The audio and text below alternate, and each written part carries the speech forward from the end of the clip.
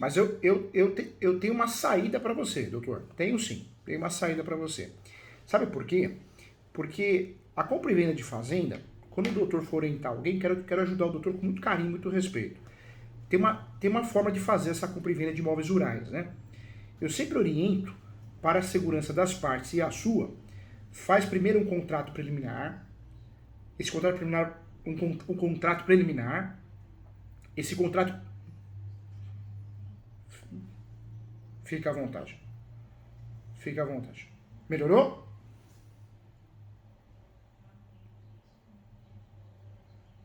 Tá bom, tá bom. Fica tranquilo. Qualquer coisa eu repito aqui. Eu também tô assim, às vezes um barulho me atrapalha também. Mas olha que interessante. Quando o doutor for ajudar nessa compra e venda de fazenda, a melhor forma de fazer essa transação imobiliária é fazer um contrato preliminar. Preliminar quer dizer que é um contrato só para fechar o negócio. Ele substituiu, faz uns 10 anos, a proposta e o aceite. O corretor de imóveis, a corretora imobiliária, nossos colegas advogados, no passado era proposta e aceite. Lembra disso? Era um papelzinho de proposta, um papelzinho de aceite ou por e-mail, né? A proposta e o aceite. Então esse documento está ultrapassado. Hoje nós temos o quê? Um contrato preliminar. O contrato preliminar ele pode ser chamado de preliminar, facultativo, pode ser chamado de pré-contrato, tanto faz o título. Alguns falam até compromisso. Eu não gosto muito de usar compromisso porque causa confusão. Eu sempre uso ou preliminar, ou pré-contrato, ou contrato facultativo. Esse contrato vai ter uma e no máximo 3 folhas. Esse é o contrato para poder sair do mundo da cogitação, porque senão não tem fim, né? A compra e venda de um imóvel fica naquela conversa, eu vou comprar, não vou comprar. Então você joga no papel. Esse contrato é tão interessante que protege a comissão, os honorários do corretor, se tem corretor no meio, os honorários do advogado e as partes. Porque olha que legal, nesse contrato vai ter a qualificação das partes, vai ter o objeto, que é a fazenda, o imóvel rural, e vai ter o valor do negócio e a forma de pagamento. Depois vai ter o quê? A data da entrega da posse, quem vai pagar a escritura, e dá para criar uma cláusula também que será feita uma topografia, um georreferencial. Após a entrega do georreferencial será feito o pagamento do restante, do saldo devedor. E dá também, em casos de fazenda, caso exista uma diferença topográfica em relação ao registro do imóvel, que está sendo vendido de fato, será feito o abatimento proporcional, ou o negócio será desfeito sem multa nenhuma, ou com multa. Então, esse tipo de contrato ele ajuda muito, porque joga para o papel, sai do mundo da cogitação e protege as partes. E quando eu falo as partes, todo mundo, corretor, advogado, advogada. Então esse contrato é preliminar, sempre vai ter um segundo contrato. Esse segundo contrato ele vai vir quando? Após o due diligence, que é a retirada lá de certidões, né, certidão de propriedade, certidão de distribuidor civil, no nome do vendedor, dos vendedores ou dos compradores, certidão de trabalhista, de execução e ações trabalhistas, certidão de protesto, outras certidões que você queira tirar, né? E também após a finalização da topografia. Na verdade, o contrato preliminar é para fechar o negócio, depois você vai ganhar uns 30 dias para fazer o due diligence, que o certo é fazer antes, mas pode ser feito depois da assinatura do contrato preliminar, e essa topografia, para não dar confusão depois, que as partes queiram desistir, alguma coisa assim. Eu queria te passar essa posição. Quando a fazenda está regularizada, já faz escritura pública, para cumprir o artigo 108 do Código Civil. Toda transação imobiliária acima de 30 salários mínimos tem que fazer escritura pública. Se o imóvel está irregular, então o segundo contrato, depois do contrato preliminar, não vai ser escritura pública, porque está irregular. Aí daria para fazer uma cessão de direitos possessórios e afins, algo nesse sentido. Eu queria te dar essa dica só para te ajudar, porque eu estou vendo que talvez os colegas advogados do outro lado sejam arrogantes, né? E todo mundo fala que entende, mas não entende nada, só sabe fazer pose, né?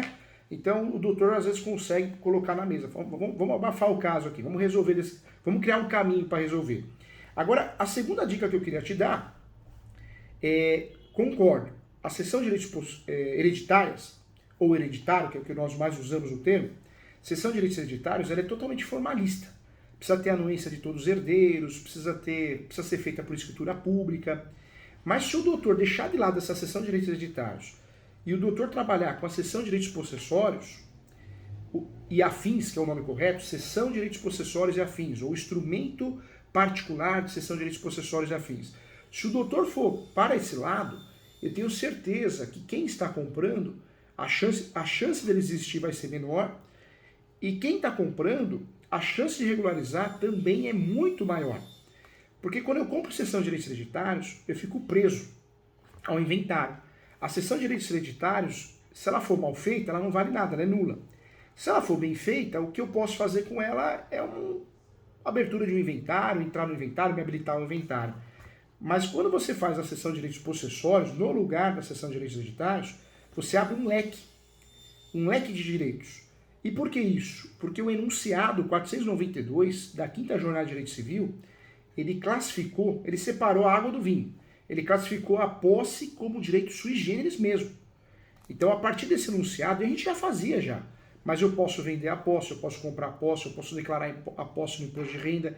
Então, o imóvel sem escritura pública, sem documentação, sem registro, isso é comum no Brasil, porque 70% aqui no Brasil é posse, eu consigo vender ele e quem está comprando consegue ter mais facilidade e caminhos para regularizar esse imóvel.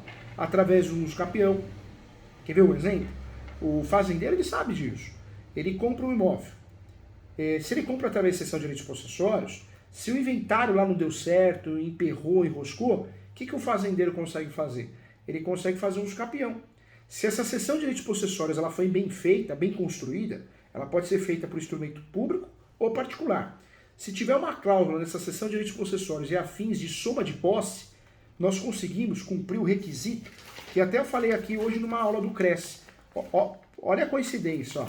Olha o tema do Cresce hoje. Uso capião objeto de herança. É possível, né? Foi o tema do Conselho Federal. E aí o que eu falei nessa aula? Que é possível usar até a soma de posse, conforme o artigo 1207. Então, nessa seção de direitos possessórios, poderia ser feita uma cláusula, criada uma cláusula dizendo, o comprador da posse, ele pode usar a minha posse.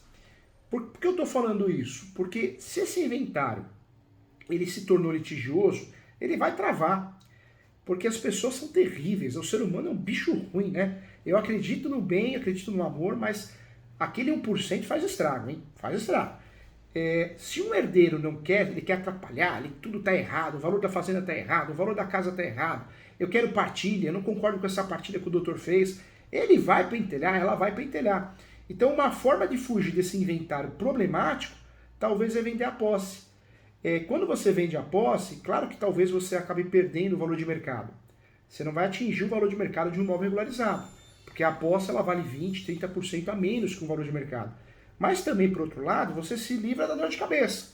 Porque quem compra um imóvel através de cessão de direitos possessórios e afins, ele não pode amanhã falar assim, não, me enganaram, foi uma simulação, eu achei que estava comprando um imóvel registrado.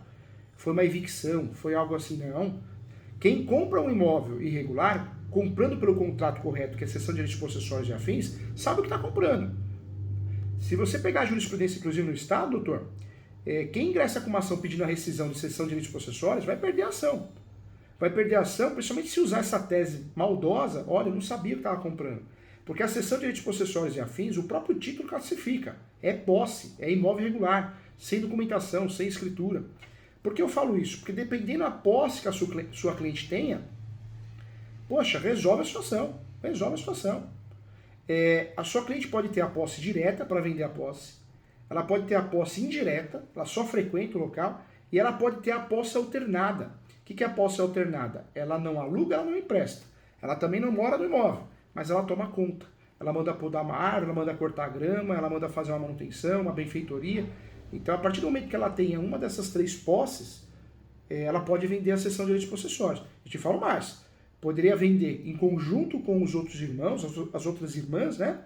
Ou poderia vender sozinha, porque não tem nada de errado, não. É claro que as irmãs, sabendo disso, iriam fazer ações, mas também, eu vou ser sincero, com o inventário preso, travado, elas não teriam muito o que fazer. Porque vamos pensar agora do lado delas aqui. Nossa, minha irmã fez essa cachorrada de vender a posse. Vamos fazer uma ação. Arbitramento de aluguel não dá, porque o imóvel está irregular. Não dá. Vamos fazer extinção de condomínio. Também não dá. Não existe uma situação de copropriedade aí. O imóvel está irregular. E houve um erro, né? Porque foi feito um inventário de um imóvel irregular. E o inventário do imóvel irregular, o que vai acontecer? O formal de partilha, quando ele é judicial, ou a escritura pública, não vai regularizar o imóvel de forma automática. Se eu pegar um formal de partilha que tem um imóvel irregular no meio, o cartório não vai registrar esse formal de partilha para regularizar o imóvel, porque existe um vício antes do inventário.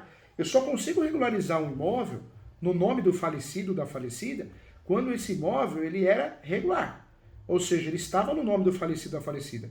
Quando o imóvel não está, como o imóvel não estava no nome do falecido ou da falecida, ele estava numa situação de falta de documentação, totalmente irregular. Então o inventário por si só não vai regularizar. Então, se a sua cliente decidir fazer isso, é claro que você vai conversar, vai verificar direitinho, ela pode fazer. E as irmãs vão ter dificuldade de fazer qualquer coisa contra ela ou contra o negócio. Caberia aí uma ação declaratória de nulidade. Mas também essa ação declaratória de nulidade, a tese de defesa é muito boa. Porque não houve uma simulação, não houve uma coação. Na verdade, houve uma venda de posse, o contrato, o título está muito claro, conforme enunciado 492. Olha que interessante, doutor.